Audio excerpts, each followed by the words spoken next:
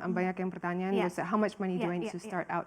Bisa ditulis juga. Yeah, so nowadays, I would say the very basic machinery. Ya, kalau misalnya you just want to produce chocolate bars, you need a roasting oven, you need winnowing, you can even do by hand, and you need some sort of a grinder.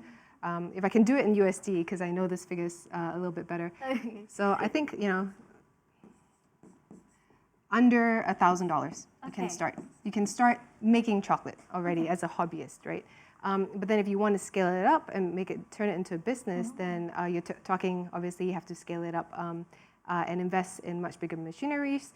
But not only that, your marketing budget increases significantly because you're not just selling to your friends or people that you know, or you don't have to just, sell 50 bars every single month. But if you have to move several thousand bars, then automatically you have to think about, okay, how do I actually create a market and demand for this?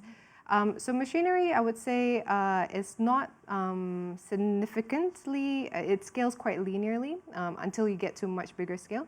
But then it's actually your marketing budget as you go from something that's more home industry to something that is more a full-fledged business that you have to start thinking a lot more about.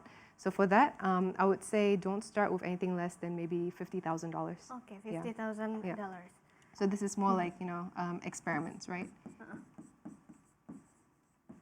Jadi mulainya tadi $1.000 begitu ya, kemudian sampai $5.000 tadi batasnya ya.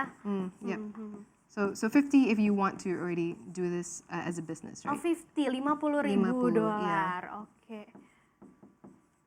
Because it's not just the machinery costs that you have to be concerned about, it's really the marketing because you're competing. And nowadays, people know how to manufacture chocolate. It's not so technically challenging. You go online, you can figure it out. There's so much resources.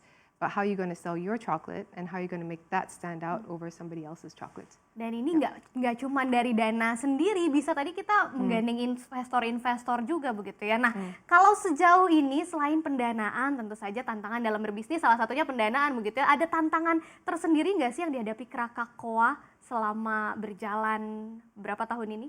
Sudah 6 tahun. Yeah. So you mean like in terms of what are the resources? I think besides financial resources, I would say human resource. That's the most important in any business. So obviously, yes, you need financial resources to hire the right people, but I think it's more than that, right? It's aligning people with who have the same mission that you have as a company, who are excited about the work that you're doing. I think even more than financial resources, getting the right people on board within your own team. Sumber daya manusianya ya, environment-nya seperti apa. Nah kalau gitu untuk menghadapi tantangan-tantangan tadi, mungkin ada tips-tips khusus dari Krakakoa supaya bisa tetap bertahan, sustainable di bisnis coklat ini seperti apa? I think figure out how you want to grow, because I think there's always a place for people to stay small, artisanal, right? Is that the kind of business that you want to build?